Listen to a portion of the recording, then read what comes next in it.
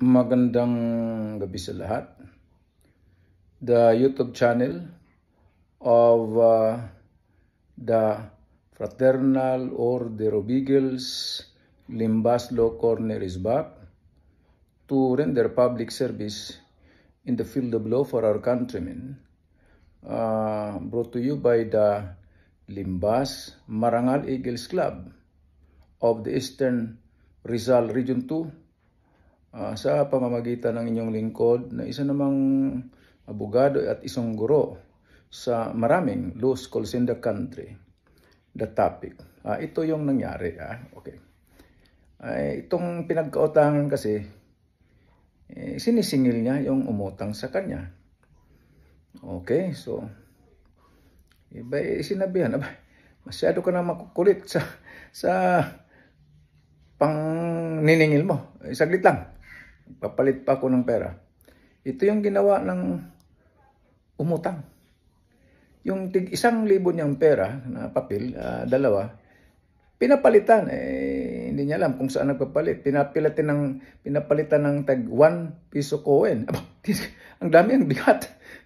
Di yun yung binayad.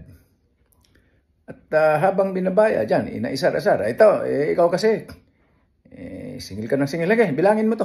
2,000. Okay.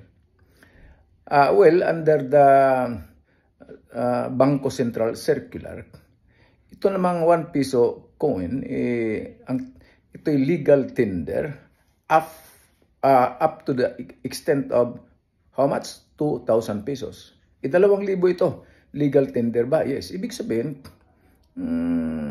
tanggapin mo na bayad. Okay? Walang problema doon. Pero, is there a crime committed by the debtor, yung umutang? Well, kung pansinin natin sa kwento, bakit yung tig-1,000 pera mo, ba't mo papalitan ng coins, tapos ibayad mo ngayon sa pinagkautangan, tapos asarin mo pa, ito na yung bayad ko, ang kulit mo. Ito, bilangin mo, 2,000 yan. Maliwanag sa ginawa ng nagbayad na inaasar niya. Sino? Yung pinagkautangan niya. Ano naman kung ibinigay mo na yung 2 pirasong tig-1,000 piso, di 2 piso, libo, di tapos na. Sinadya, pinapalitan, binayaran, binayad yung puro coins or 2,000 pesos. Para ano? Para inisin lang. To annoy the creditor. Tanong, is there a crime? Well, ito yon mga sambayan ng Pilipino. Kung ang isang act of a person is intended to annoy or to harass or inisin ang isang kapwa tulad nito, iniinis niya. Sige, bilangin mo to. 2,000 yan. Well, under that situation, there is a crime committed.